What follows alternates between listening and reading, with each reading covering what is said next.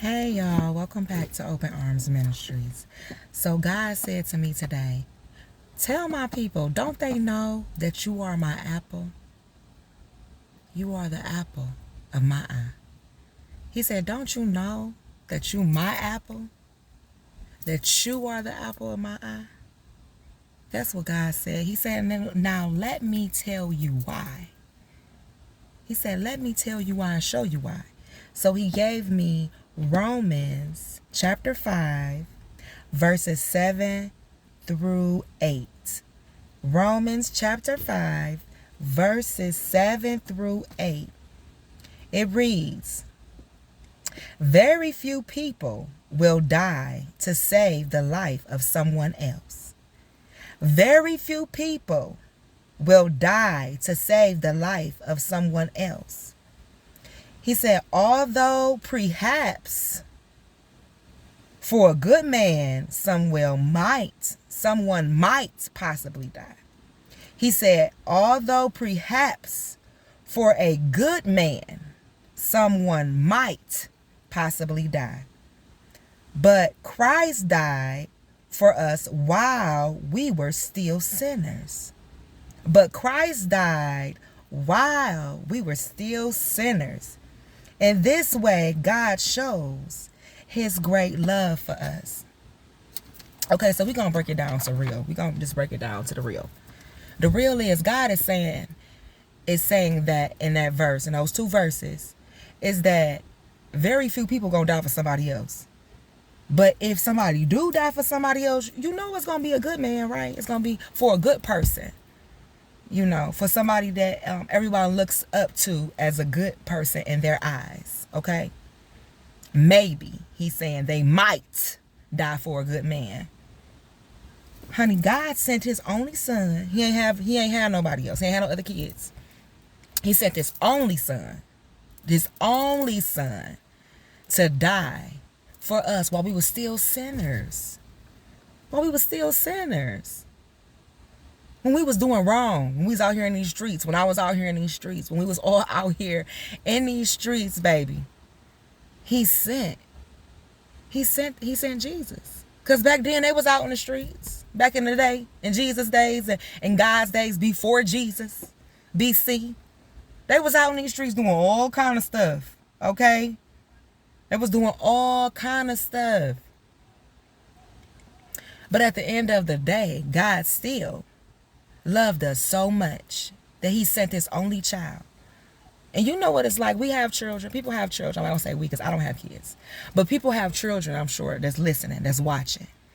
You ain't finna send your only child out there to die for the world. Okay, let's just be real. Let's just be real. But he loved us that much. That's why he said, we are his apples. His apples in his eye. He loved us so much. He loved you so much that he sent his only child to die for you when you was acting up, when we was all acting up. And I say that, you know, in my spiritual imagination because we wasn't born yet. But back then, people were acting up. Back then, people were sinning and doing same thing that's going on right now, sometimes worse. Let's just be real, because people just need to be real about it. Break it down to real terms. This how much the Lord loves us. And because Jesus already died for us, all we have to do is receive Jesus. We got to receive Jesus. That's it. And the gift is ours. The gift is ours. The gift of salvation is ours. All we got to do is accept Jesus in our hearts. Say it out of our mouths, but mean it in our hearts.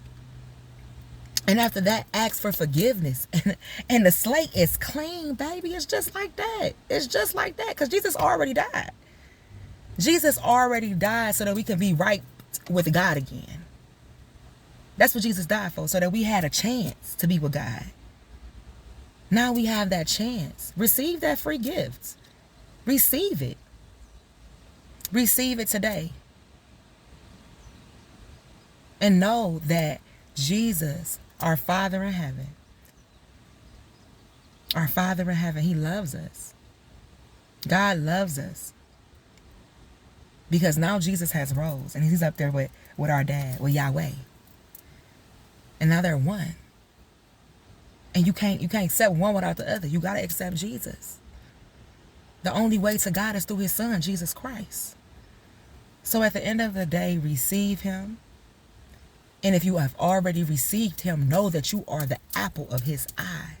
And ain't nobody gonna love you like God gonna love you. Ain't nobody gonna love you like Jesus gonna love you.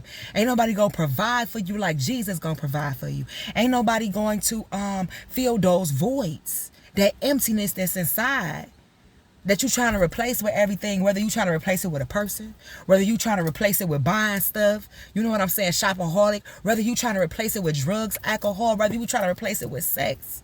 We didn't all been there. We trying to replace it with something. But the fact of the matter is that void is still going to be there. You're still going to be empty until you receive the love of God. Receive the love of Jesus, because you're the apple of his eye.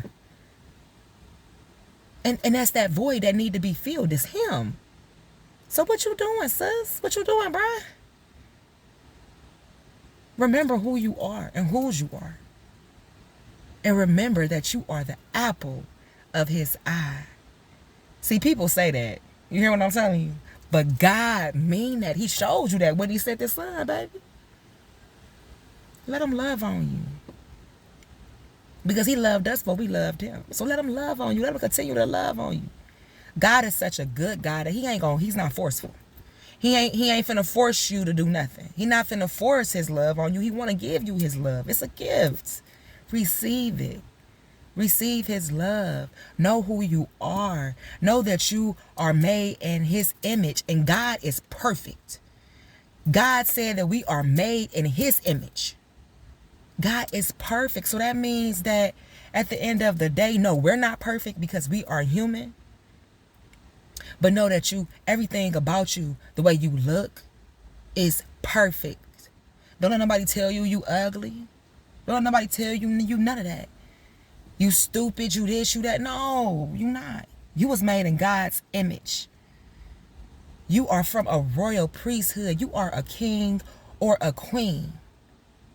You are God's king or God's queen. Don't you understand that? Don't you understand that your daddy is a king, is the king of all kings, the Lord of all lords?